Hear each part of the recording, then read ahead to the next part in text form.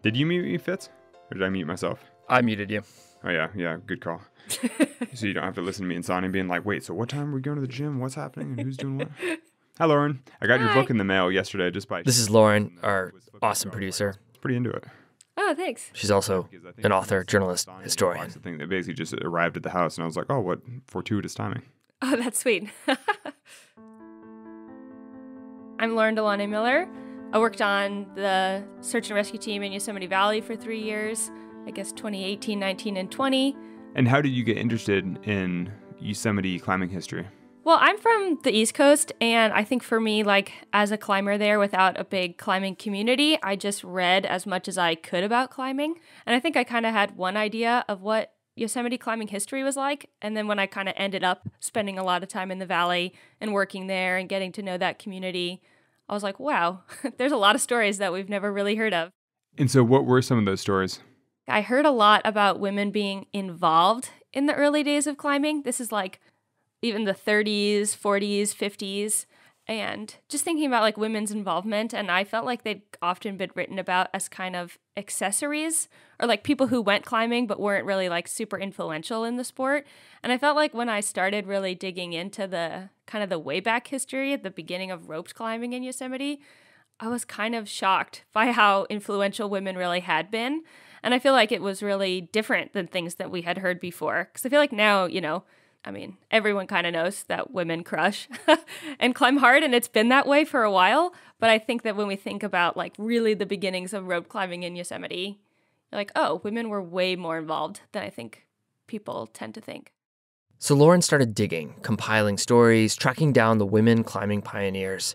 The end result was her just published Valley of Giants, which features a set of truly incredible essays from women climbers who have helped define our sport in Yosemite. And why do you think some of those stories have been forgotten? Or like, why don't I know those stories as well?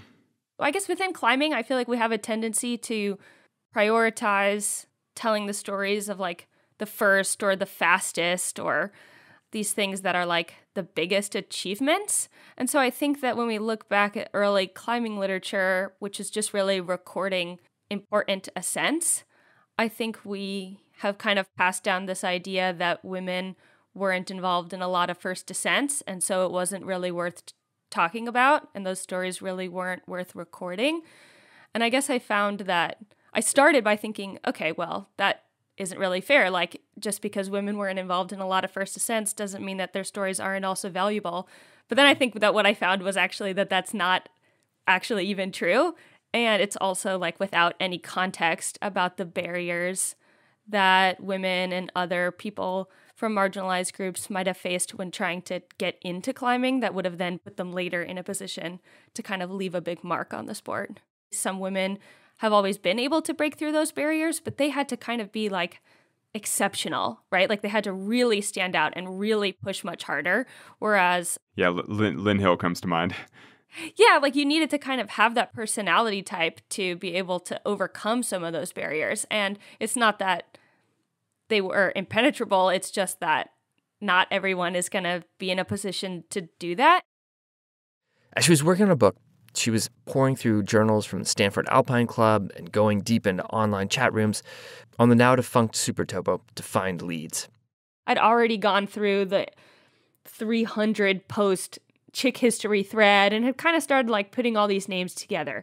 And then there's like one post from a climber in Australia, and it just says, oh, here are a few of my recollections. And there's a lot of the same people. Mari, Sue, Maria Craner, Tammy Knight. I'm like, okay, cool. And then it says Lydia Bradey. And so I Google her, and then I find a whole bunch of stuff about Lydia's climbing on Everest. And I found out that she was the first woman to climb Everest without supplemental oxygen, and she wrote a book about it, and there's all this really cool stuff.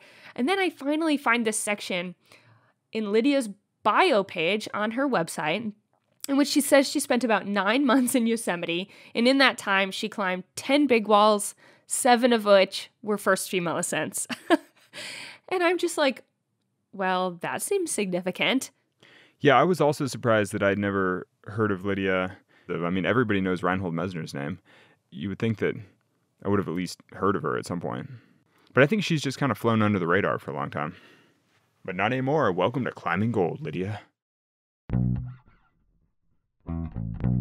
In 1980's Yosemite, most people cared about El Cap. And while some people were pushing free climbing grades, a lot of the attention was still being placed onto putting up really hard aid lines. Yeah, so I think when most people think about aid climbing, they think, oh, you place a piece of gear, you move up, you place another gear, you move up. But like hard aid climbing is different in that each of those placements can take 10, 30, an hour, minute, 60 minutes to place. Like they're so tedious. Like hard aid climbing is so tedious, and you're spending so much time making each move because the gear is terrible. And each move might not even be able to hold your body weight, let alone hold you if you're falling. The name of the game is definitely to not fall, but people are taking huge falls anyway and ripping almost whole pitches worth of gear until they have something good enough to hold a fall. And so that's kind of what we think of as A5. But in the 1980s, people were really wanting to know what the next level was, and there was kind of this mythical idea of A6. And it's kind of one of these things that doesn't really exist, but everyone thought that maybe they were getting close to it. If you really found an A6 pitch, that would mean that if you fell, you'd rip all your gear, you'd rip out the anchor, and both you and your partner and all of your stuff would fall to the ground and die. Except that it's hard to ever know if you're climbing A6, because if you don't fall, you don't know if that would have happened. And so, there's times when people feel like they might be on A6, but it's this mythical thing because you'd actually have to fall for that to happen. And people that are that good at aid climbing often don't fall. And so it's always remained this kind of mythical thing that might exist, but might not. And into this moment walks a 19-year-old New Zealander. She hates athletics, she's physically awkward, not good at free climbing, but she has this overwhelming desire to experience the feeling of what it's like to be on the steepest bits of El Capitan, thousands of feet above the ground. She sits down in the meadow and she says, I want to be up there. There are people who dream of doing things, and then there are people that go and do them. And Lydia has done some things. Today, we talk to climber and guide Lydia Bradey about the dark art of aid climbing, Mount Everest, and the power of big nature. Big dreams come with big risks. I'm Alex Honnold. I'm Fitzcahall. This is Climbing Gold.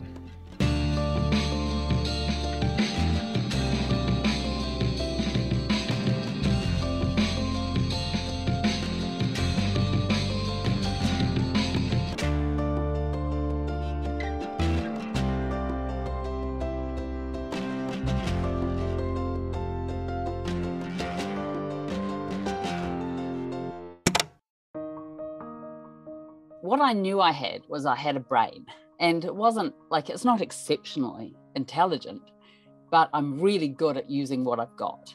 And I wasn't very brave physically. And so I managed to convince myself that big wall climbing was really not very physical. I mean, it was hard work, that's fine. I wasn't going to fall off by running out of strength.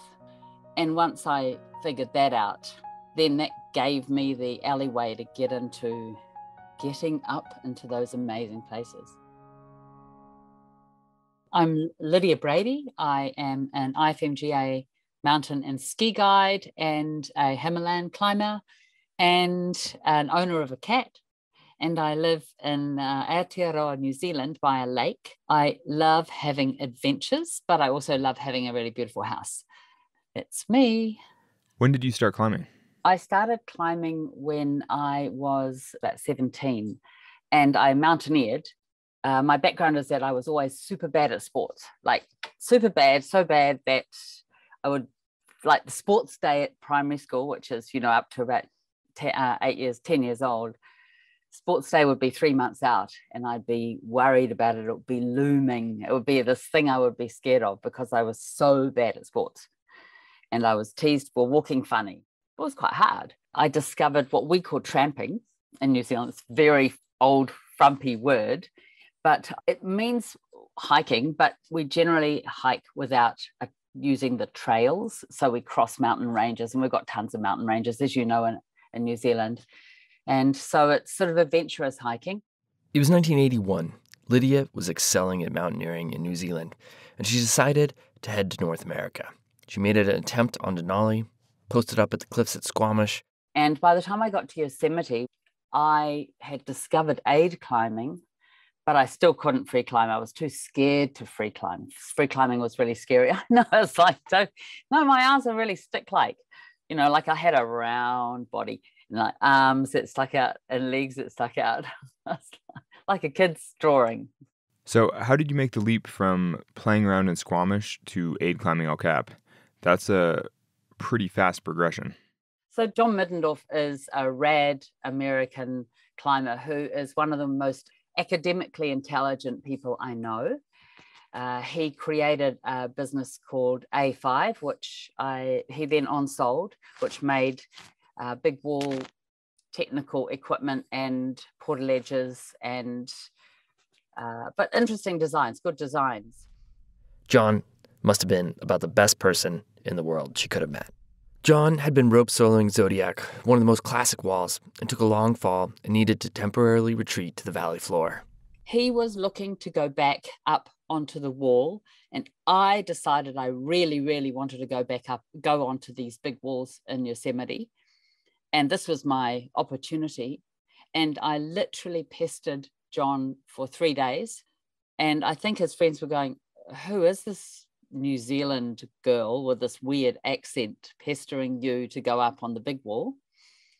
And he relented. And so we went up and I led quite a few. I probably led between a third and a half of the pitches, but not a half, and was addicted. That first spring, Lydia progressed through the standard routes on the easier walls. Yeah, so keep talking through your development as an aid climber. Like, how did you continue to learn, and how did you find out about harder aid routes? Remember, it's the 80s, so we're still aid climbing a lot of it. And you'd be on Leaning Tower and you'd see Wet Denim Daydreams. And so by the end of the first season, when I came back to my second season, I had ambitions to do the more interesting routes. One of the first test pieces Lydia turned her attention to was Mescalito. Mescalito is one of the classic walls on El Cap. Parts of it would become Tommy Caldwell's and Kevin Jorgensen's Dawn Wall. On her first attempt, a few pitches up the wall, her partner decided to bail. So I left the gear on the wall, went down, went into the valley, into Camp 4 and said, I need someone to finish climbing Mescalito. And this dude in a Peruvian hat with ear things said that he'd do it. I didn't know who he was. They head back up. Peruvian hat guy hops on the lead, gets back to the high point. And then he's got another 40 feet of climbing of his own, puts his first piton in, blows that, pulls it, zippers the whole pitch. So I'm belaying off my waist. I've got this guy I don't know with his Peruvian hat with ear flaps, zipping down this big wall to me. The pieces all rip out. He goes brrr, all the way down, like in the movies, and stopped. And the last piece that held him was this fixed copperhead. That's crazy. Peruvian hat guy bails, strike two. Undeterred, Lydia goes back down and heads to Camp 4 to find another partner. There was this guy, Chuck Wheeler, who was a friend of John Middendorf's, and I'd met him once before. Hello, goodbye, that's it. And I saw him checking in, and I just go, he's a friend of John's, he'll be smart. And I just went up to him and said, Mescalito, I've got everything up there. Do you want to go and climb it? And he turns around and he goes, yeah. And then he climbed it with me, and, that was the beginning of a wall teamship. Chuck and Lydia were looking to keep pushing themselves. At the time, Sea of Dreams was probably considered the most difficult route on El Cap. It was rated A5. It had the potential for hitting ledges if a piece failed. They wanted to climb something that was at the very edge of possible, but maybe not quite as dangerous. We were looking for some hard A5, but that wasn't necessarily meaning that you were going to hit a ledge. And then we heard that Dale Bard had come down from Sunkist. I'd never met Dale Bard, but he was one of the hardcore American climbers. And he'd come down and said, now I know what A6 is like. And we were like, well, that sounds like us. Look, there's a big golden wall, there's nothing to hit, and it's A6. Sunkist tackles the stunning shield of golden granite on the left side of El Cap. Lydia did not know Dale Bard. She summoned the courage to call Jim Bridwell, the sort of de facto mayor of El Cap and icon of the Stone Masters, for a topo or beta. He had no topo, And the only bit of advice was that they would need a lot of copperheads. After the break, we almost confirm the existence of the mythical A6. It's almost like we got Bigfoot footage or something.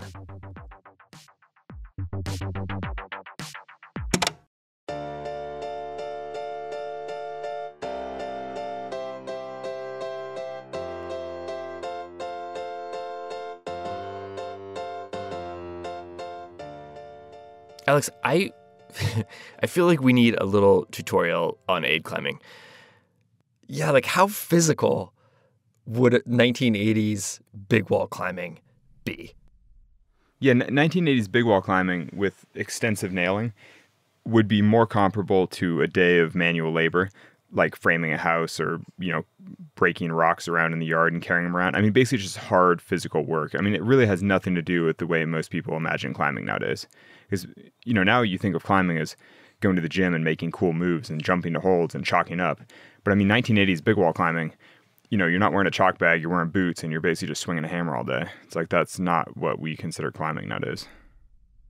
Would you say that a day of that kind of aid climbing would be the least ideal day of climbing to you? Yeah, if I had to go climbing with a rack of pins, especially an extensive rack of pins, I would expect to be getting paid a day rate as a carpenter. It's like if I'm up there just hammering away all day, I expect to be getting my day rate. Because I'm like, that is not climbing. Like, that is not what I signed up for. Yeah. I have placed a copperhead before, but when someone starts talking about copperheads, I'm like, oh shit, snake, So what is a copperhead? So a copperhead or a circle head or really anything that's called a head is basically a malleable piece of metal that you just smush onto the rock with a hammer. So if you imagine taking like a slug of metal and just smashing it against the rock with a hammer, and then the surface tension, basically like the surface area between the metal and the rock sticks together, and then you're able to weight that very, very carefully. Heads are totally stupid. I don't know, I think heads are a little silly. What is a rope? A rope is a very, very small piton. Though nowadays, most people don't really know what pitons are anyway. So, I guess the easiest way to imagine a rope is to take a large postage stamp made out of metal and hammer it into a tiny, tiny crack, like a hairline crack. Yeah. I mean, ropes are stupid. Like, I've climbed a lot of routes on El Cap. I don't know if I've ever actually clipped a rope. I don't even know if I've seen them, I guess. But like basically, I've climbed 25 years and I've never had to deal with ropes. Back to Sunkist. We thought that there was this one A6 pitch there, but we didn't know, of course, which one it was. And secretly, we both wanted to score the A6 pitch. We loved climbing together and we'd be really supportive. But at the same time, you'd be kind of slightly competitive. So, Chuck would be up there and he'd be going, oh man, this is so hard. And I'd be going, oh, are you going okay? You go, yeah, no, it's really good. And I go, do you think it's A6? And you go, oh no, it's about A5. And so it went like that all the way. And I go, oh, if this isn't A6, it's A5 and 3/4, But you're not going to die or you're not going to break a leg because you're just going to go into space. Chuck's up there hammering away. I think it was like 19 or 20 copperheads and ropes. And then, so that's quite a long way up the pitch. And it was just nothing except a small shallow seam. Then you traversed under an overlap on circle heads. And he pulled his second circle head and zippered that whole lot and then came onto the belay and we broke one of the bolts. That's like my nightmare. I'm like, who goes aid climbing and rips the whole pitch, breaks the belay? Just like that's all bad times.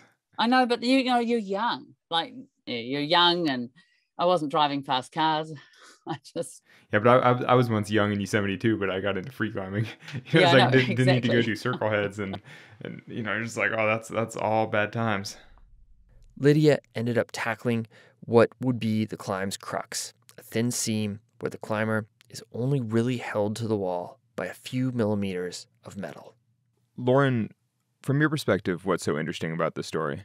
In one season, she went from climbing things that are kind of still good test piece first El Cap routes. And like, yes, there's a progression, and yes, there's not as much athleticism that would require years of experience, but at the same time, like, the headspace that you'd have to be in to go from one of those routes and going, okay, I guess I'll do the next most difficult thing. And now the next most difficult thing. And like somehow months later, you're climbing the single most difficult thing. Like, it's just such a wild progression from kind of standard aid climbing of the time to making the second ascent of the most difficult route on the wall. All told, she spent just 2 climbing seasons, a spring and a fall in Yosemite. Almost as quickly as she had arrived, Lydia moved on from the valley towards bigger objectives.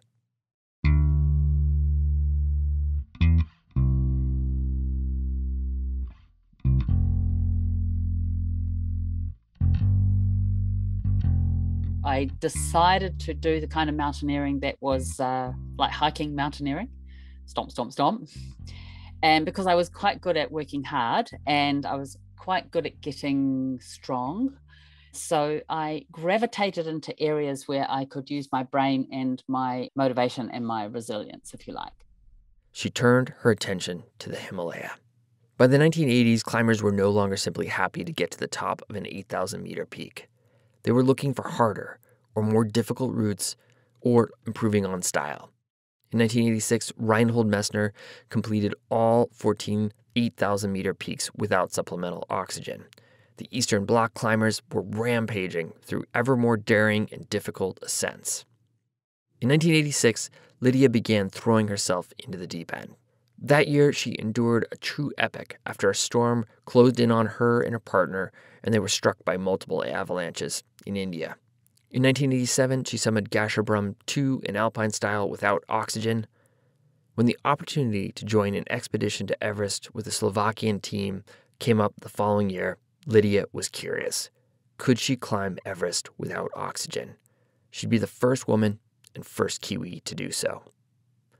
Joining her were 2 fellow Kiwis, Gary Ball and Rob Hall, who would later become one of the main characters in John Krakauer's chronicle of the 1996 Everest disaster, Into Thin Air. In the olden days, going to the Himalayas, you had a liaison officer, and one of their jobs was, if you didn't want to be on the route that you had the permit for, you'd say to your liaison officer, excuse me, but the Pakistanis have mined a glacier on the approach to that route on Gasherbrum 1, so we need to change the ridge that we climb. Or there's too much avalanche danger on the East Ridge, we'd like to go to the North Ridge, that kind of thing. That's what they're there for. Okay. And that's how they did. And so our plan was to go there. New Zealanders, we had a permit for the southwest face of Everest, a 7-year wait to get a permit for Everest in those days because there was limited numbers. And the Eastern Bloc couldn't bring US dollars. They were the really hardcore climbers. So the Eastern Bloc countries would buy the permits well in advance, 7 years in advance. Then they go out and say, hey, we need to join partnership with a Western country expedition who can bring the US dollars. So joint expedition.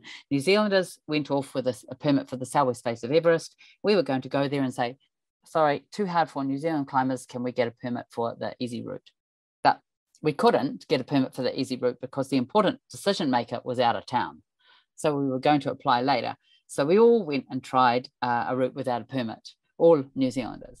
Almost right from the start, there were tensions in their base camp. The Slovakians would attempt the route they were all permitted for. Rob Hall and Gary Ball and Lydia would go up the standard route that most people climb today, but Rob and Gary would go ahead. Lydia would be alone. The day before her summit attempt, Rob and Gary would fail to reach the summit. Most of the climb from the South Col, which is at 8,000 meters, to the summit, I was alone, although there were people on the mountain. There was a French expedition with some Sherpa to begin with, a very small one, and there was a small Spanish expedition. The French expedition turned around when I was, say, at about 8,300 meters, and there were the Spanish who were ahead of me, and they were on oxygen, except for their Sherpa, their Serdar, who was making his 5th ascent without oxygen. We forget about the Sherpa heroes. So I climbed to the South Summit and I met the Spanish at the South Summit, which was 100 vertical meters, 300 feet from the main summit. And that's one of the technical cruxes of Everest, is between the South Summit and the main summit. It's got the Hillary Step.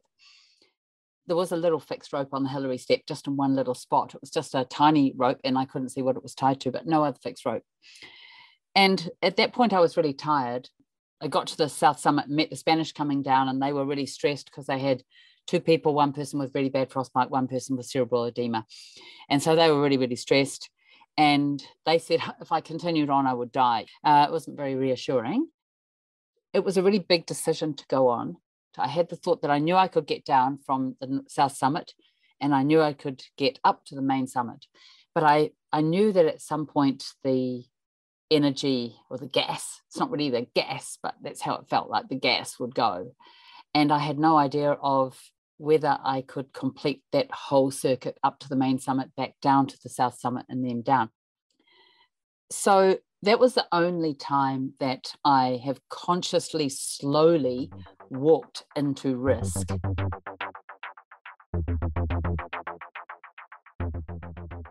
After the break, we head for the Hillary Step, back before there were crowds.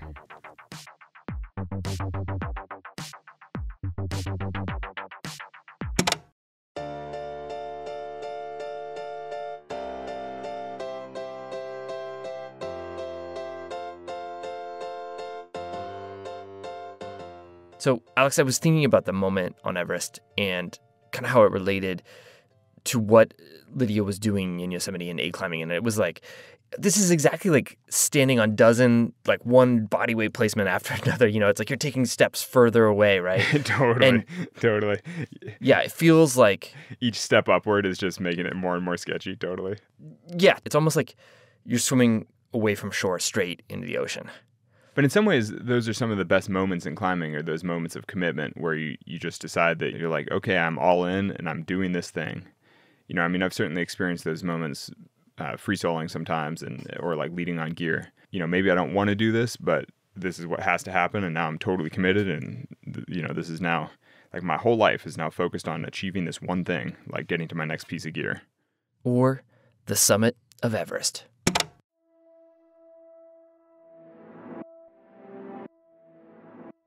It's probably worth considering the stakes. The consequences of running out of energy on the more technical bits of the summit ridge would mean death. That's the obvious part. Turning around, well, that means forgoing a dream. And in those days, you might have to wait another 7 years for another opportunity. And aside from the raw goal of reaching the world's highest point without supplemental oxygen, there's the reality that this would change her life if she was successful. At that time, Reinhold Messner, the first person to complete that objective, was a household name in Western countries. The most famous New Zealander was Sir Edmund Hillary. He's a knight because he climbed Everest.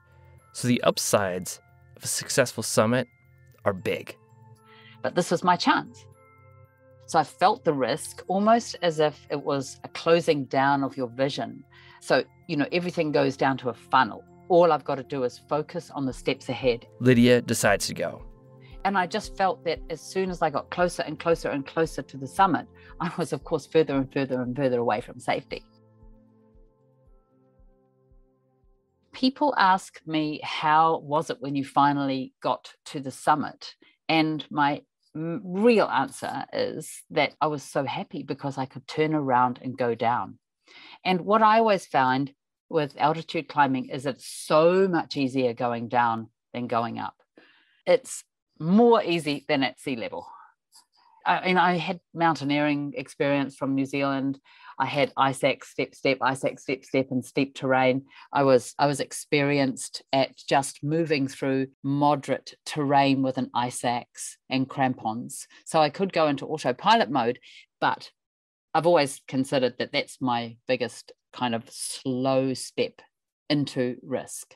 And did it feel like that risk was worth taking because of the stakes, like because of the opportunity to be the first woman to... Absolutely. And also, I wanted to go and climb Everest without oxygen. Not just I wanted to be the first woman, but they're all motivating factors. You know what I mean? You use them as motivating factors, but the real reason that you need to be there has got to come from something else, this kind of yearning, you know, this desire to prove yourself to yourself, this desire to feel the excitement of achieving goals. It's exciting. It's not just sort of through being an insecure overachiever. Once you made the call to go, did you like second guess yourself at any point along the ridge? Like did you just make one solid choice and just go for it?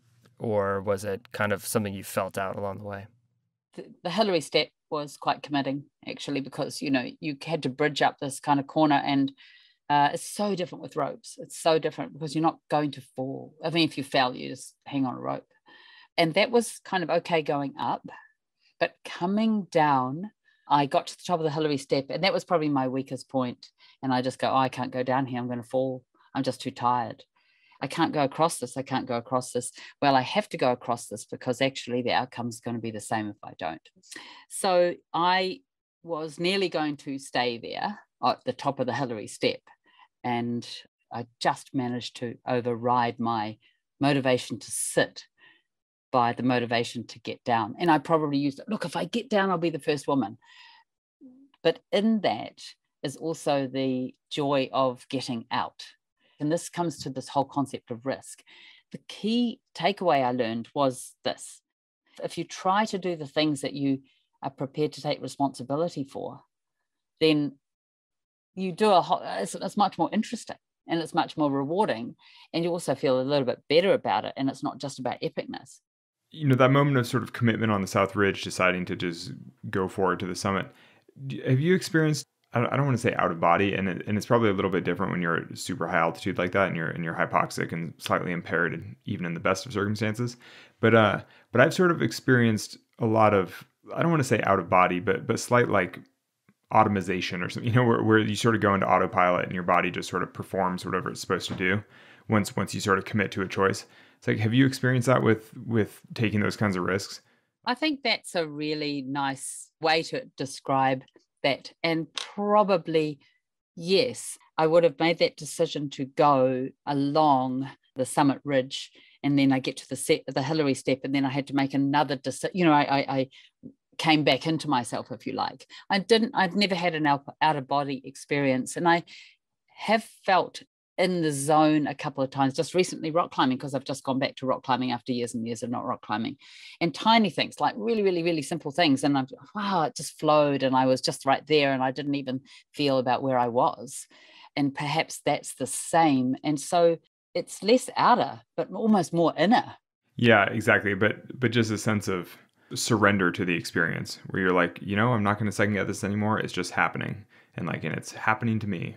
We'll just see how it plays out.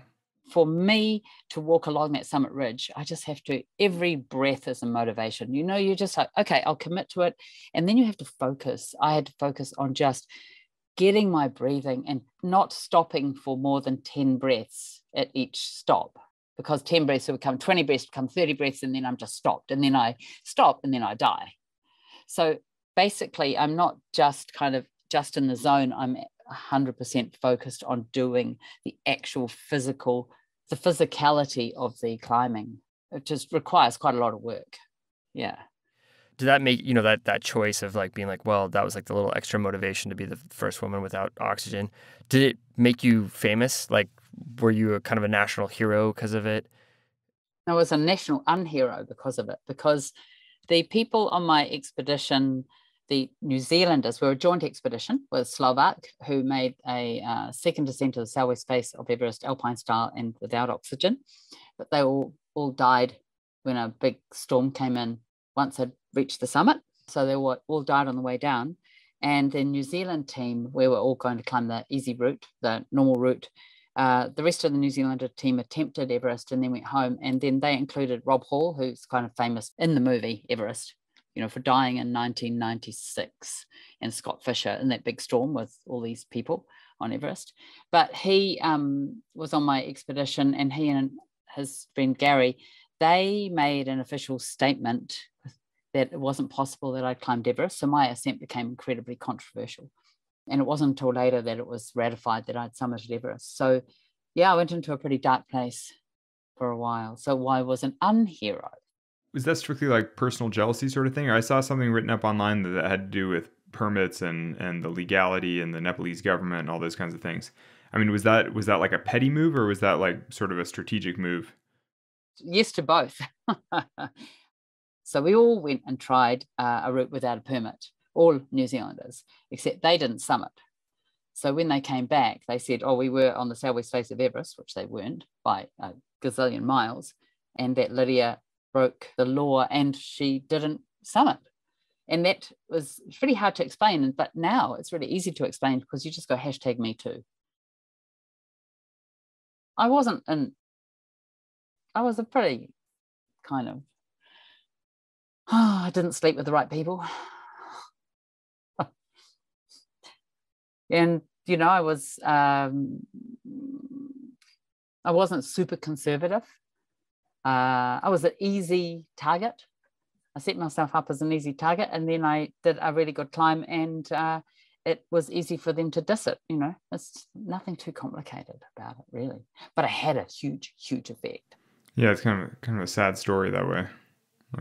Sad, but you know what? It's over and done now. You know, it's just like my ascent's been recognised. It's fine. You know, it's fine now. I'm in a different space, and I have been for a long time. It's life, you know. Life is not perfect. The controversy was always something that people asked about, and sometimes it made me pretty sad because the climb was actually pretty cool. And I felt that that's what got lost. If Lydia, who was always bad at sports, can climb Everest without oxygen, what can someone who's got more skills do? Open the door, you know, let the next person come through. Yeah. So I felt that was lost a little bit now, but that opportunity to build on that for not just me, but for other people. My personal mission and all of my work and all of my speaking and all of my guiding and things like this now is that people embrace big nature. It's way more sophisticated than our iPhone, that even a tiny risk or a tiny bit of hard work strengthens their brain neurologically and gives them more fortitude and makes them more interesting people. And I don't care, it doesn't really matter if you climb Mount Everest or you climb or you solo huge, big, sheer, amazing walls. It's the experiences and the decision making that create you and just keep growing you and growing you and growing you. And you do that in big nature, where it's consequential. And I do that in big nature. Even a garden is big nature, you know. Yeah, I think we all agree with that.